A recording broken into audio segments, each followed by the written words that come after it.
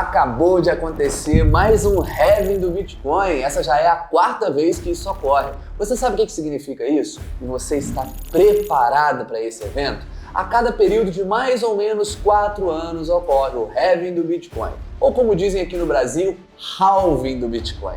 O último tinha acontecido em 2020 e agora, em 20 de abril de 2024, aconteceu mais uma vez esse evento que é tão importante no mundo das criptomoedas e do Bitcoin. Mas afinal, o que significa isso? Qual é a consequência direta na oferta dos Bitcoins no mercado? E o melhor, ainda vale a pena comprar? Me chamo Lucas Rufino, sou CEO da Simpla Invest e nesse vídeo quero te explicar de uma vez por todas do que se trata esse evento, qual é a minha opinião sobre criptomoedas, se vale a pena ou não investir e quanto eu mesmo tenho investido nessa classe. Se você quer descobrir, fica comigo até o final desse vídeo.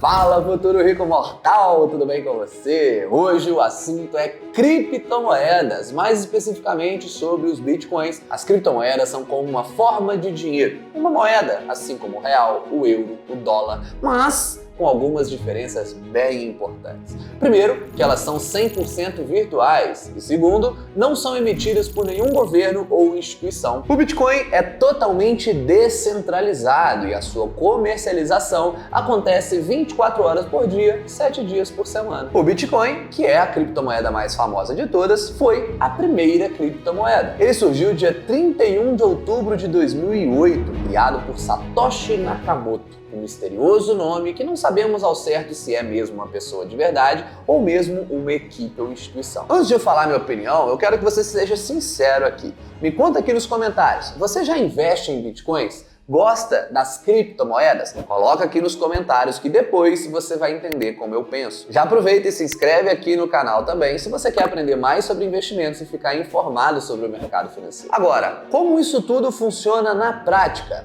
Isso só é possível por causa da blockchain, que é a tecnologia por trás do Bitcoin e, para mim, uma das tecnologias mais inovadoras desse último século. Explicando bem brevemente, é como se fosse uma cadeia de blocos onde cada usuário é um desses blocos e contribui para a construção de toda essa cadeia. Nada mais é do que uma rede descentralizada de computadores, em que as transações são verificadas e registradas em um banco de dados público. Então, nessa rede aberta dos Bitcoins, você pode acessar e ver todas as transações realizadas. No entanto, essas transações são realizadas de forma anônima. Isso assusta muito governos e bancos centrais ao redor do mundo, já que o maior poder deles é justamente ter o controle total sobre a moeda emitida. Embora se trate de uma plataforma aberta, você não consegue rastrear quem está recebendo ou transacionando esses bitcoins. Ou melhor, você até consegue rastrear, mas não dá para saber exatamente quem é. Cada transação de bitcoin é registrada na blockchain e validada pelos mineradores, que são os membros que verificam as transações. Depois de validadas, essas transações são adicionadas a blocos e a cada 10 minutos surgem novos blocos de transação. Por causa disso, até hoje é praticamente impossível fraudar o Bitcoin. Essa segurança é uma das características mais importantes da criptomoeda. Como assim, Rufino? Não dá para fraudar o Bitcoin? Eu já vi vários golpes sobre isso. Então, o que normalmente acontece são golpes envolvendo as criptomoedas quando pirâmides financeiras, por exemplo, simplesmente se escondem atrás de uma promessa de ganhos rápidos utilizando o Bitcoin.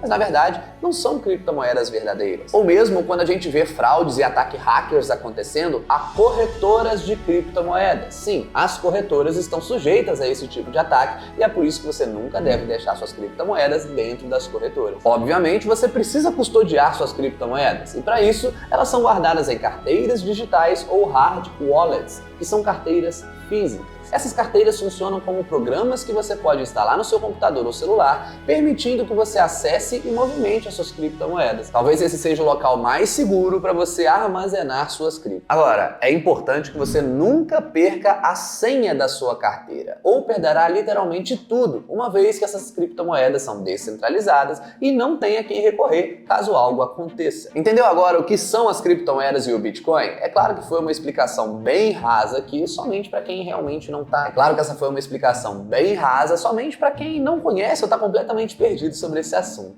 Mas agora, o que é esse tal de halving do Bitcoin e como isso ocorre? Halving e não halving é a palavra em inglês que significa reduzir pela metade ou cortar pela metade. No mundo dos Bitcoins, isso significa um corte programado na produção de novas moedas. Mesmo que o Bitcoin seja uma moeda puramente digital, o grande trunfo dele é justamente que ele não pode ser criado de maneira infinita. Muito pelo contrário, é exatamente no seu conceito de escassez digital que nós encontramos a sua proposta de valor. Existem dois pontos relacionados à sua escassez que são cruciais para o Bitcoin. O primeiro deles é entender que só haverá 21 milhões de Bitcoins, algo que foi definido em sua criação e é um ponto imutável. Em segundo, a quantidade de novos Bitcoins adicionados à rede deverá ser reduzida pela metade de tempos em tempos, e é aqui que nós temos o processo do Bitcoin Halving. Como eu já te expliquei brevemente, a atividade de mineração de Bitcoin dá aos mineradores recompensas a cada bloco resolvido na rede. Porém, essa recompensa não pode ser um valor constante para que se possa manter a principal característica do Bitcoin, que é de ser uma moeda deflacionária, ou seja, uma moeda cuja oferta é limitada e tende a diminuir ao longo do tempo. Enquanto que nas moedas tradicionais ou moedas fiduciárias emitidas por bancos centrais, acontece justamente o contrário. O Banco Central pode ir imprimindo, o que aumenta a sua oferta, e é por isso que nós temos a inflação. O dinheiro tradicional perde o seu poder de compra ao longo do tempo. Já o Bitcoin, ele tende a ganhar poder de compra ao longo do tempo, porque a oferta é limitada, mas a demanda, pelo menos por enquanto, não para de aumentar. Pensando nisso, toda a blockchain do Bitcoin foi estruturada para reduzir pela metade as recompensas de mineração sempre que um total de 210 mil blocos fossem minerados. Isso acontece mais ou menos a cada 4 anos. O valor obtido como recompensa pela mineração, então, do Bitcoin é reduzido pela metade, deixando a disputa pelas recompensas cada vez mais acirrada. Acho que você já entendeu, né? Toda vez que acontece, então, um halving, essas recompensas diminuem pela metade, o que significa que o crescimento da oferta diminui também pela metade. E isso, então, limita mais a oferta e como a demanda não para de crescer, o preço tende a subir. Agora, como o halving do Bitcoin pode afetar o mercado de criptoativos como um todo e não só o Bitcoin? É óbvio que o halving impacta sim o mercado como um todo, já que o Bitcoin é a criptomoeda mais importante. Agora, a verdade é que nem sabe exatamente o que vai acontecer, porque tudo é muito novo, mas existem vários cenários mais prováveis. Primeiro, o halving traz ainda mais visibilidade para o Bitcoin, o que colocaria ele em maior destaque em notícias. Por isso, é natural que aconteça um aumento na procura por Bitcoins, o que tende, mais uma vez, a aumentar o seu preço. Com a maior demanda por Bitcoin, todas as outras criptomoedas também tendem a surfar essa alta, porque investidores um pouco mais arrojados querem sim ter a valorização do Bitcoin, mas querem também tentar acertar o próximo Bitcoin, aquela criptomoeda que ainda é muito pequena, mas que poderia se valorizar várias e várias vezes. Outro impacto é que mineração fica menos atraente. Então, a cada halving, mineradores revisitam as suas instalações e máquinas, avaliam se o modelo do negócio permanece lucrativo. Mas, com o menor incentivo, o número de mineradores, pelo menos momentaneamente, pode se reduzir. Eu falei que não é a primeira vez que isso acontece. Na verdade, antes desse já ocorreram outros 3 halvings. E o que aconteceu nos anteriores? O halving de 2012 deu a primeira demonstração de como o mercado iria responder a esse cronograma de fornecimento da moeda. O que se viu foi o preço do Bitcoin começando a subir logo após o evento. Já no segundo halving, em 2016, o Bitcoin chegou a cair 10%, mas após algum período muito curto já se recuperou. Embora o impacto imediato no preço não tenha sido muito grande, nos 365 dias seguintes, o Bitcoin mostrou uma valorização de quase 300%. No que poderia ser uma resposta um pouco atrasada ao halving. Já o resultado que nós temos, olhando o Bitcoin Halving mais recente, em 2020, foi de uma ótima resposta do ativo, que após um ano registrava mais de 500% de valorização. Agora, quais são as expectativas para o Halving de 2024 e dos próximos anos? Há cenários otimistas, mas também pessimistas para os próximos Halvings. A tendência até então sempre foi de alta depois desses movimentos. E faz sentido que seja, já que reduz reduz a oferta e a demanda não para de aumentar. Por outro lado, nós já podemos perceber que essa multiplicação do Bitcoin após o halving, ela vem diminuindo ao passar dos anos em relação aos eventos. Ainda tem a questão que o mercado tem uma tendência a antecipar os movimentos, e quanto mais investidores estão olhando para um determinado ativo, maior a tendência de eficiência de precificação desse mercado. Eu estou gravando esse vídeo aqui exatamente um dia antes do halving de 2024 acontecer, no dia 19 de abril.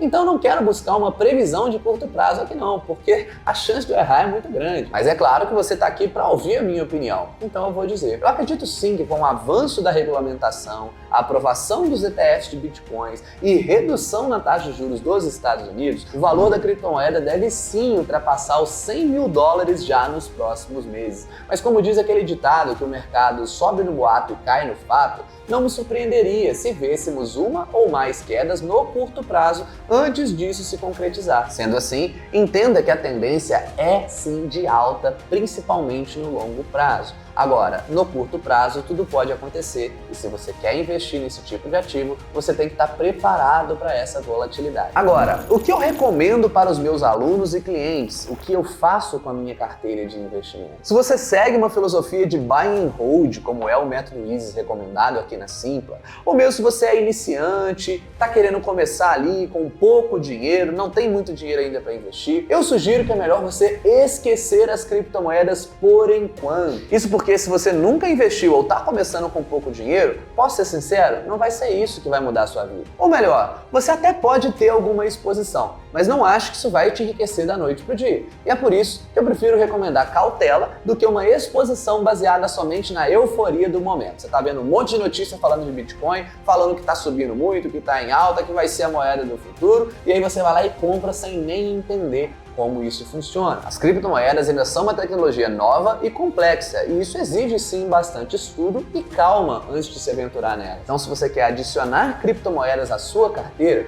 o ideal é manter uma exposição bastante baixa. Geralmente o que eu recomendo é entre 2 a 5% do total do seu patrimônio investido. Isso te mantém correndo um baixo risco nesse ativo tão volátil e vai te dar um tempo para estudar e se preparar melhor para futuros momentos de maior pessimismo, porque nesses momentos de maior pessimismo que costumam ser os melhores pontos de entrada. Outra boa alternativa é você sim iniciar sua exposição, porém comprando aos poucos, fazendo aportes mensais ou quinzenais para diversificar o seu preço de compra, pensando mais no longo prazo. É importante entender que as criptomoedas são ativos voláteis e arriscados, e uma exposição excessiva pode ser prejudicial. Antes de considerar investir em criptomoedas, eu recomendo que você tenha experiência suficiente com outros investimentos mais tradicionais de menor risco, como ações, fundos imobiliários e principalmente renda fixa para quem está começando, porque as criptomoedas precisam de um entendimento mais aprofundado e uma estratégia bem elaborada. Agora, caso você já tenha feito o seu dever de casa e investido com antecedência, tem aí seus investimentos em criptomoedas, aí sim é melhor você manter essas criptomoedas e surfar essa tendência de alta, assim como eu estou fazendo. Apesar de algumas incertezas, eu vejo o Bitcoin como um potencial boa reserva de valor, uma moeda deflacionária que tende a se valorizar muito no tempo.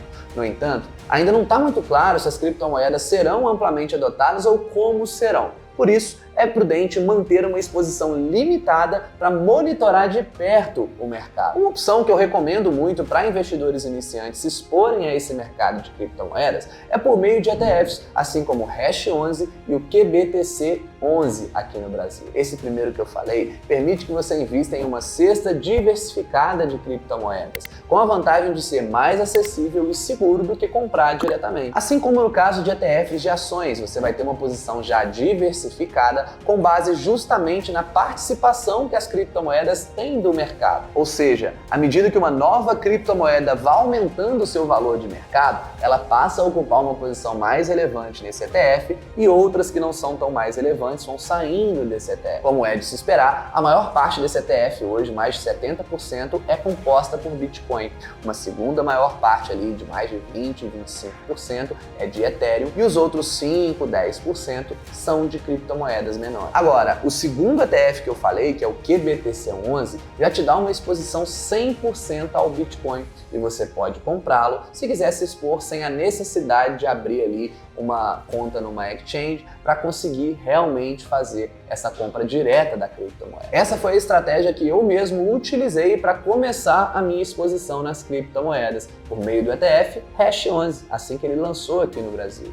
Eu investia pouco nesse ETF, depois comecei a aumentar gradualmente a minha exposição, acompanhando de perto o desempenho do mercado. Hoje já tenho uma posição de mais de 6 dígitos em criptomoedas, mas isso representa menos de 3% do meu patrimônio total. E você pode até achar que é uma posição muito conservadora para alguém que vive no mercado financeiro, mas isso está relacionado com a minha filosofia de investimentos, que considera a segurança e a proteção patrimonial mais importante do que ficar acertando as grandes altas do mercado ou buscando uma valorização absurda. No fim das contas, cada investidor tem sua própria tolerância ao risco e estratégia de investimentos. O mais importante é tomar decisões informadas e estar sempre atento às oportunidades e também os riscos do mercado. Agora me diz aqui, você concorda com a minha abordagem em relação às criptomoedas ou tem alguma opinião diferente sobre esse assunto? Você quer aprender mais sobre criptomoedas ou sobre todos os outros tipos de investimento, visando montar sua carteira ideal, independente de notícias e especulações?